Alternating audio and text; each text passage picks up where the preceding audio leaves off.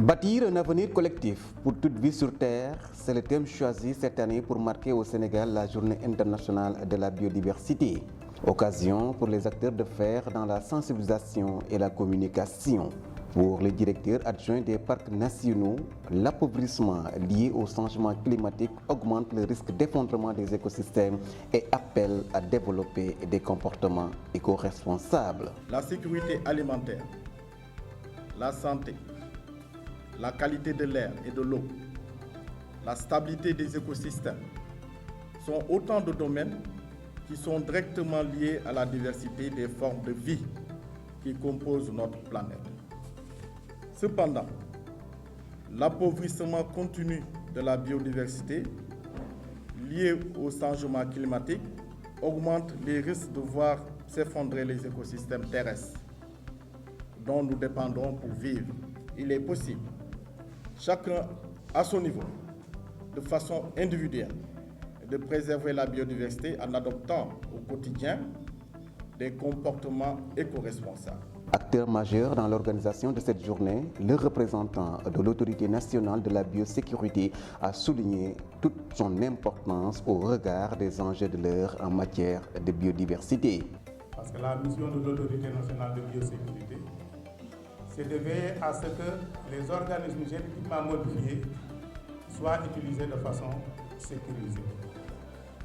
Et en utilisant de façon sécurisée les OGM, ça permet de préserver la santé humaine, de préserver la santé animale, mais également de préserver la santé de l'environnement. Donc, vous voyez bien que le thème colle bien aux préoccupations de l'Autorité nationale de biosécurité.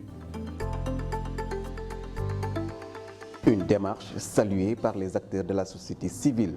Le président du RENOP a rappelé par ailleurs le rôle des citoyens dans la préservation de la biodiversité. La faune, la flore, chaque chose à sa place et devrait être promue et protégée pour que notre vie soit meilleure. Parce qu'on ne peut pas faire de cette ville tout en béton, oublier les animaux qui sont là, qui doivent vivre. Et le Technopole sur ces 150 hectares est le meilleur exemple pour mener à bien cette protection et cette promotion de la biodiversité. À cet effet d'ailleurs, l'élaboration de la loi sur la biodiversité est en cours pour mieux faire face, souligne le directeur adjoint des parcs nationaux. Nous, pour cette loi, nous avons préféré impliquer même les députés à la base, parce qu'ils ont quand même été invités à prendre part à la validation interne. Parce que c'est eux, après, qui doivent effectivement adopter cette loi-là. Et souvent, on ne les implique pas dans la rédaction, dans l'élaboration de la loi. Un soutien de taille que n'a pas manqué d'ailleurs de rappeler le directeur adjoint des parcs nationaux. Je profite également de l'occasion pour remercier l'Autorité nationale de la biosécurité pour son appui pour la réussite de cette cérémonie. Outre les agents des parcs et l'ANB, plusieurs autres acteurs ont honoré de leur présence pour cette journée, entre autres les maraîchers de la zone ainsi que les élèves des différents établissements de Dakar et sa banlieue qui ont été sensibilisés sur la problématique liée à la biodiversité.